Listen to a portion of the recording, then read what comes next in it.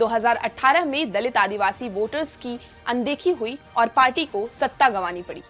भले ही भाजपा फिर सत्ता में आई, लेकिन एंटी इनकम्बेंसी का डर अभी भी पार्टी को है। यही कारण है कि सत्ता तक पहुंचने वाले दलित आदिवासियों के 35% वोटर्स पार्टी के केंद्र में हैं। इसके लिए बीजेपी यूपी के फॉर्मूले पर आगे बढ़ने की तैयारी में है। विधानसभा चुनाव के दौरान पार्टी ये वादा कर सकती है कि दोनों समुदाय से डिप्टी सीएम बनाएंगे। उत्तर प्रदेश में इसी फॉर्मूले से केशव प्रसाद मौर्य को डिप्टी सीएम बनाकर बीजेपी ने ओबीसी वर्ग को साधा था। मौर्य चुनाव हार गए, लेकिन डिप्टी सीएम की कुर्सी उन्हें दी गई।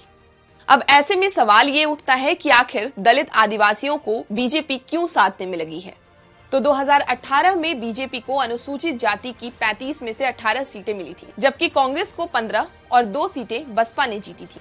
इससे पहले 2013 में बीजेपी को 35 में से 28 सीटें मिली थी, कांग्रेस को 3 सीटें मिली थी, यानी बीजेपी को 10 सीटों का नुकसान हुआ था, जिसके चलते वो सत्ता खो बैठी थी। इसी तरह 2013 में अनुसूचित जनजाति की 47 सीटों में से बीजेपी ने 31 सीटें जीती थी, कांग्रेस को 15 सीटें मिली थी और एक निर्दलीय के खाते में गई थी।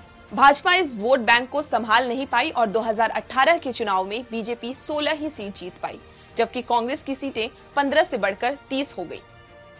हालांकि मध्य प्रदेश में ये दाव 2018 के चुनाव के दौरान कांग्रेस खेल चुकी है। उस समय के प्रदेश प्रभारी दीपक बावरिया ने संकेत भी दिए थे कि अगर कांग्रेस की सरकार बनी तो कार्यकारी अध्यक्ष सुरेंद्र चौधरी को डिप्टी सीएम बनाया जा सकता है। कांग्रेस दलितों के बीच ये संदेश देने में लगभग सफल भी हो गई थी, लेकिन सरकार बनने के बाद कांग्रेस ने किसी दलित को डिप्टी सीएम नहीं बनाया था। मध्य प्रदेश की राजनीति में ग्वालियर चंबल अंचल की भूमिका किंग मेकर के तौर पर है।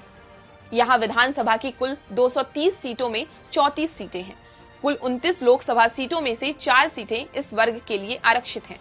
ऐसे में बीजेपी का फोकस ग्वालियर चंबल संभाग है। पिछले कुछ दिनों से देखें तो जयस आदिवासियों के मुद्दे को तेजी से उठा रहा है। ऐसे में माना जा रहा है कि 2023 के इलेक्शन में जयस बीजेपी और कांग्रेस के समीकरण बिगाड़ सकती है। ऐसी ही और भी वीडियोस के लिए बने रहिए दैनिक भास्कर ऐप के साथ।